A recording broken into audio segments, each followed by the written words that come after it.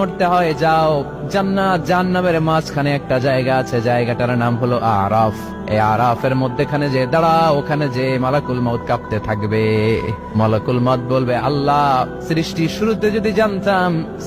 শুরুতে যদি জানতাম সবাইকে মৃত্যুদান করার পরে, রূহ কবজ করার পরে আমাকেও মরতে হবে, তাহলে এই কঠিন দায়িত্বের ব্যাপারে আপনার কাছে ক্ষমা চাইতাম।